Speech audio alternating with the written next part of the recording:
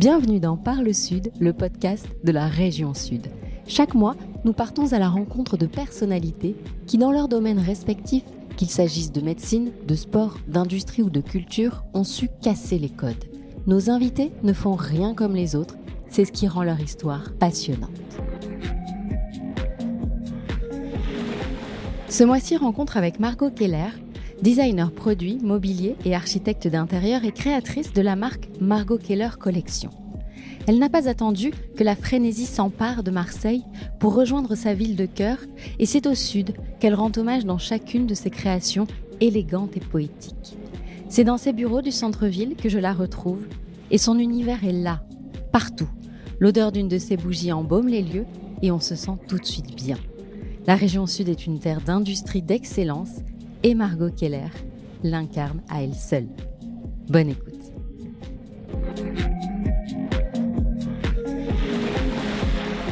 Margot, bonjour. Bonjour Caroline. Je suis très heureuse de t'avoir à notre micro. Alors comme tu le sais, la région sud est une terre d'industrie d'excellence et ta réussite l'a fait rayonner bien au-delà de nos frontières. Alors Margot, pour commencer, si tu devais te présenter en quelques mots aujourd'hui, que dirais-tu ? Eh bien écoute, je dirais que je suis designer avant tout, designer de produits et de mobilier. Et j'ai ajouté quelques flèches à mon arc depuis ces quelques dernières années. Je suis aussi chef d'entreprise. J'ai créé ma propre maison d'édition il y a 4 ans et demi avec mon associé Anaïs Frétini. On a une maison d'édition de design où on fait fabriquer nos objets le plus possible en Provence, sur cette terre de savoir-faire comme tu dis. Et j'ai également quelques autres casquettes. Je suis architecte d'intérieur, je suis designer d'espace. C'est très complémentaire et ça me plaît beaucoup. Alors on est ici dans tes bureaux à Marseille. Cette ville, tu as fait le choix d'y revenir pour y vivre et pour installer Margot Keller Collection. Pourquoi tu as fait ce choix-là et à quel moment ? Eh bien, écoute, c'est vrai que j'ai grandi ici, donc j'ai une enfance très heureuse à Marseille et en Provence. À 18 ans, je pense que comme j'aspirais à un domaine créatif, j'ai eu besoin d'aller voir ailleurs ce qui se passait. J'ai eu besoin d'ouvrir un peu mes horizons. Donc, je suis partie à Paris. J'ai fait 2 écoles de design, l'école Olivier de Serres et l'école Boulle. Et après, je suis partie en Italie, à la Fabrica, qui est une résidence de design. Et là, j'ai retrouvé le soleil du Sud. J'ai retrouvé ce bien-être, la Dolce Vita italienne. Et donc, ça m'a rappelé à quel point ça me manquait. Et ça m'a rappelé à quel point Marseille était vraiment une ville où on pouvait s'épanouir, autant professionnellement que personnellement. Donc, je suis rentrée en 2012. Et c'était une année un peu charnière, puisque c'était l'année où on préparait l'année capitale de la culture européenne. C'était un pari, quelque part, parce que c'est vrai qu'en design, à ce moment-là, il se passait pas grand-chose. Mais j'ai eu envie de relever le défi et de poser mes valises ici pour installer mon agence de design dans un premier temps et quelques années ensuite, ma maison d'édition. Tu as parlé d'un pari, un peu un challenge, quoi, de revenir dans le Sud. Ça t'a inquiété à un moment ou pas du tout ? Oui, ça m'a inquiétée. Je me suis dit, s'il n'y a pas de design, comment je vais réussir à parler de ce mot-là que personne ne connaît trop ici ? Et en fait, très vite, j'ai réalisé que, au contraire, ça allait être une force.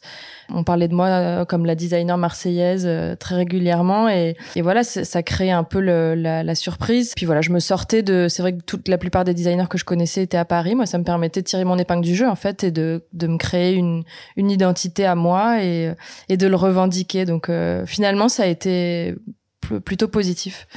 Alors ça, c'était il y a un peu plus de 10 ans. Entre-temps, on a envie de savoir un peu tout. Comment on crée sa marque de design? Comment on gère un développement significatif qui est le tien? T'es passé de 2 à une dizaine de salariés aujourd'hui, hein. Dis-nous tout. Ouais.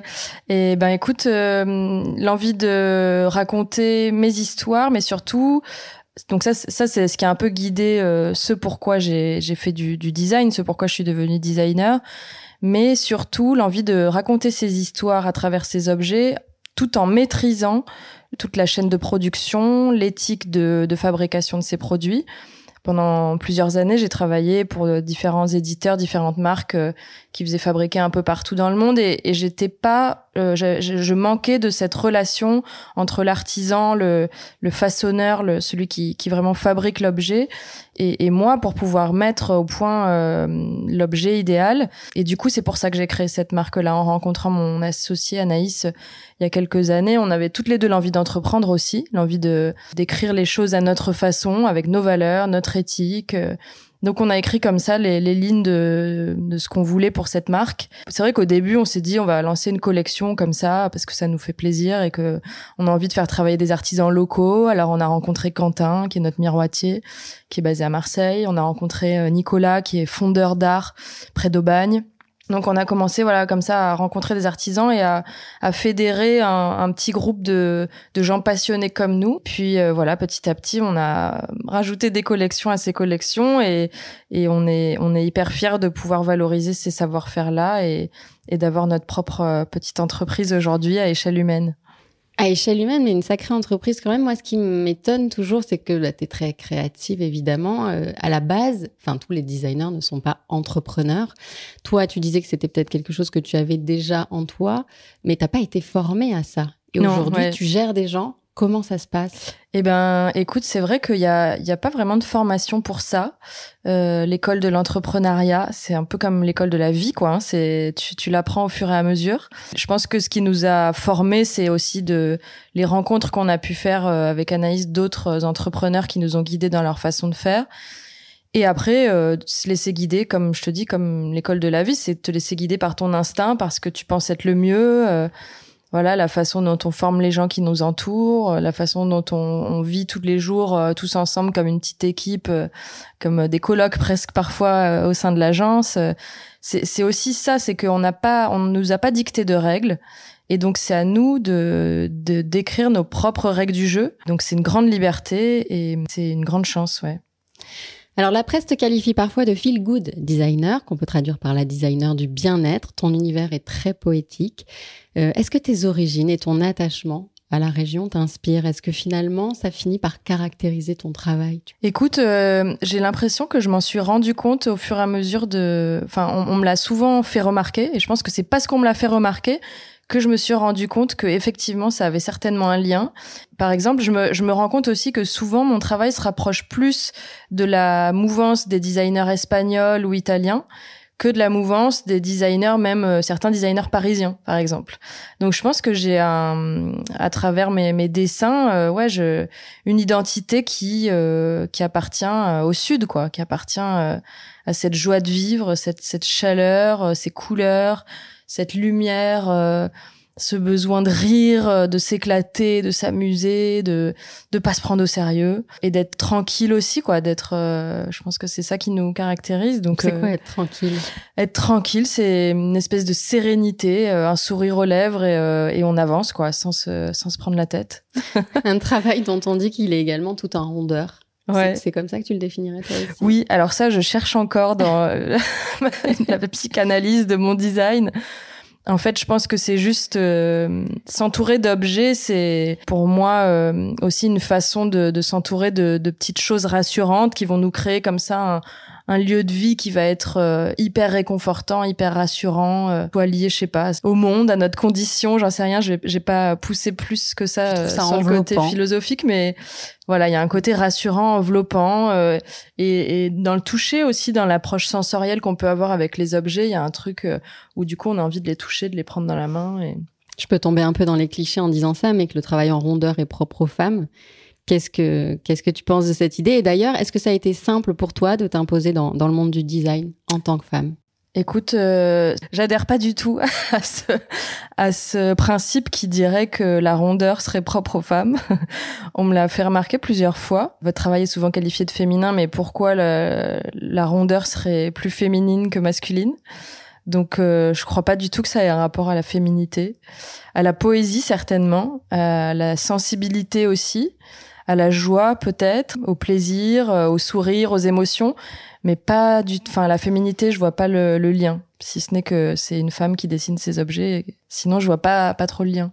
Et en tant que femme, donc, comment tu as réussi à t'imposer dans ce monde ? Est-ce que ça a été simple ? Est-ce que c'est aujourd'hui une évidence ? Pour être très honnête, j'ai pas du tout ressenti à aucun moment une pénalité du fait d'être une femme dans ce domaine. J'ai vraiment eu l'impression d'avoir eu mes chances autant que quelqu'un d'autre et que voilà, c'est plus une question que c'est un métier difficile, qu'on soit un homme ou une femme. C'est un métier où pour exister, avant d'exister, il faut se battre, il faut rien lâcher, il faut tout donner, c'est un métier à plein temps, de jour comme de nuit, c'est un métier passion, c'est un métier qui se vit. Mais c'est pas forcément un métier d'homme ou de femme, quoi. Alors, on va parler un peu du processus créatif. Maintenant, tu parlais tout à l'heure des dessins. Moi, je me suis posé la question en préparant cet entretien, justement, de savoir si tu dessinais encore vraiment, quoi, avec un crayon et des feuilles. Bon, tout commence par une idée, hein, bien sûr. Tout de suite après, ça se passe comment, alors, justement? C'est des dessins, l'écriture, des échanges avec tes équipes? C'est d'abord des dessins. J'ai une collection de petits carnets Moleskine qui me suivent depuis l'école. J'ai démarré cette collection quand j'étais à Olivier de Serres en 2e année de design. Et depuis, en fait, je constitue cette bibliothèque. Je dois en avoir, je sais pas, une 40aine là aujourd'hui. Donc tout se passe dans ce carnet-là. Il est tout le temps avec moi, dans mon sac à main, dans ma valise. Si je l'ai pas, je suis pas bien, quoi. C'est vraiment un objet qui me suit depuis toujours. Donc l'idée, d'abord, elle mûrit un peu dans ma tête, ou parfois c'est au fil des dessins, je commence à dessiner quelque chose et puis en fait petit à petit ça se transforme. Assez vite, une fois que j'ai quelques dessins, je me mets sur l'outil informatique, c'est sur des logiciels 3D. J'ai toujours adoré ça. J'ai un truc un peu geek quand même. La magie de ces logiciels 3D où on passe du dessin, traverse les âges, quoi. Le dessin au crayon sur du papier, c'est un truc qui existe depuis la nuit des temps. Et de pouvoir d'un coup le mettre en 3D, le transformer en quelque chose de réel sur l'ordi, ça m'amuse beaucoup. Je m'amuse aussi beaucoup du logiciel et j'ai même réalisé ces derniers temps que ça faisait partie de ma créativité, ce logiciel-là, les contraintes du logiciel, la façon dont on pose les formes et les volumes. C'est aussi comme si on jouait avec des volumes en vrai, quoi. On joue avec une boule, avec un cube, avec un cône, et puis on les assemble, et puis si on les fait fusionner, qu'est-ce qui se passe? Donc c'est aussi beaucoup sur le jeu entre les courbes et les formes. J'ai un attachement vraiment particulier à l'angle de courbure, donc je suis toujours en train de saouler aussi un peu mes équipes de travail sur cet angle parfait, l'angle donc arrondi, hein, la plupart du temps. J'ai rarement des angles droits dans mes dessins, mais de chercher la courbe parfaite, la ligne parfaite qui va déclencher une émotion. Et si moi-même je me prends à mon jeu, c'est-à-dire d'un coup je dessine un truc et là clac, il se passe quelque chose, il y a une émotion qui se dégage. Là c'est bon, c'est emballé, c'est pesé, on sort la fiche technique et on envoie au fabricant. Alors on te connaît évidemment aussi beaucoup pour les collaborations que tu as faites. On a Monoprix en tête évidemment. Est-ce qu'il y en a une qui t'a marqué plus que les autres? Écoute, Monoprix, ça a été quand même énorme. C'est ça. Monoprix, c'était énorme. Je m'attendais pas à ça. Déjà, les équipes Monoprix m'ont fait confiance sur, je sais plus, on a dessiné plus de 150 produits différents. Donc, on a sorti comme ça un univers créatif tellement global et complet. Créativement, ça a été un exercice, mais moi qui aime bien la création intense, là, c'était vraiment de la création intense. J'ai dessiné pendant plusieurs mois. Je m'arrêtais plus de dessiner. Et j'ai été freinée à aucun moment. Au contraire, elle m'encourageait. Ah, mais est-ce qu'on rajouterait pas la théière? Mais est-ce qu'on rajouterait pas? Toutes les équipes étaient à fond. Et après, il y avait quand même cette exigence aussi de fabrication. Donc c'est Monoprix qui a géré toute cette fabrication-là. On l'a pas géré nous en interne, mais avec un super résultat. Et on s'est beaucoup amusé à ensuite shooter toutes les pièces ensemble. Enfin, il y avait un vrai univers global. Et c'est vrai que c'était agréable aussi de pouvoir proposer cette collection en série limitée, mais qui était très démocratique parce que il y avait vraiment des prix, des super prix abordables. Alors que c'est vrai que parfois, nous, du fait de travailler avec des manufactures locales françaises, on a du mal à avoir ces prix-là, évidemment. Donc, c'était agréable de pouvoir le temps comme ça, un instant suspendu, de dire, voilà, allez-y, c'est pour tous. Ouais, toucher plus de monde. Parce que tu crées tout type d'objets, des luminaires, du mobilier, des vases, des tapis, j'en passe. On parlait de l'aménagement d'espace aussi. Y a-t-il quelque chose que tu préfères faire dans toutes ces activités? Le moment où on cherche la forme parfaite, c'est un moment qui est à la fois hyper excitant, et j'ai jamais trop l'angoisse de me dire je vais pas y arriver, je vais pas trouver. J'arrive en général à ce que je veux.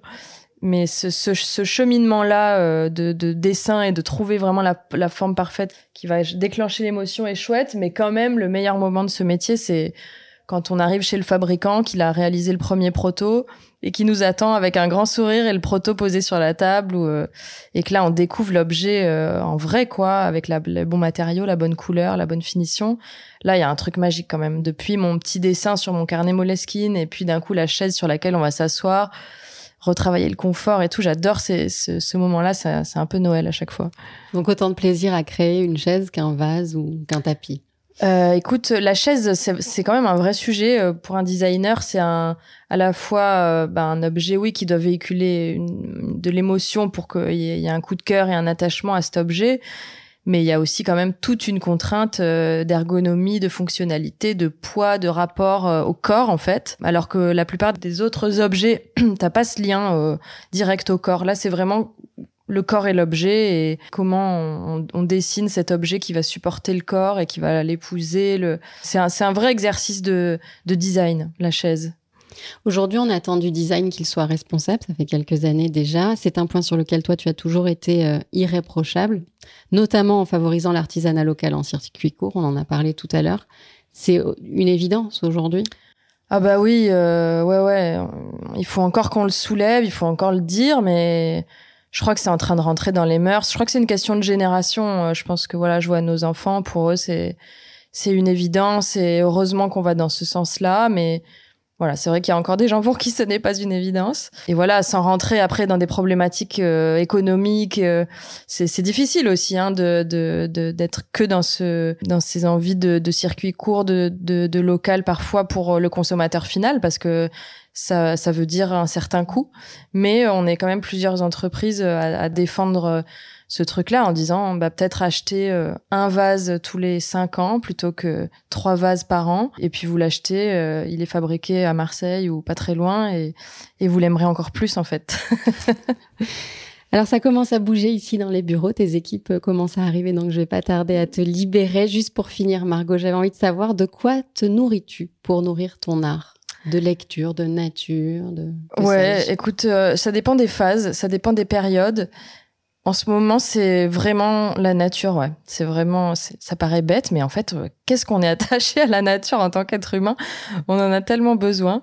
Donc là, c'est les grands espaces verts, là, les balades en forêt. J'étais dans le Luberon ce week-end et la lumière, la lumière que ces paysages de nature peuvent dégager. Autant je suis amoureuse de la lumière de Marseille. La fin de journée, là, les couchers de soleil à Marseille sont quand même dingues avec ce ciel rosé. Mais autant cette lumière d'hiver dans le Luberon, ça, c'est des couleurs qu'on a envie d'essayer de capturer et de retranscrire à travers des objets ou des espaces. Là, voilà, ça dépend des moments. En ce moment, c'est plutôt ça qui m'inspire. C'est plutôt la nature. Est-ce que je peux savoir comment tu vas commencer ta semaine, juste ? Écoute, là, on va démarrer par une petite réunion d'équipe. Donc, il y a du pain sur la planche avant Noël. Et donc, on va aller faire un petit débrief de tout ce qu'on va préparer pour la semaine et pour les périodes des fêtes. Eh ben super, merci beaucoup, Margot. Merci à toi, Caroline. Tu m'as consacré. C'est la fin de cet épisode de Parle Sud. Nous espérons que vous avez passé un bon moment et que vous serez fidèles à ce rendez-vous. Parlez-en autour de vous, abonnez-vous pour être les premiers informés de la diffusion des prochains épisodes et n'hésitez pas à nous encourager en laissant des avis et des étoiles sur vos applications de podcast préférées. À très vite.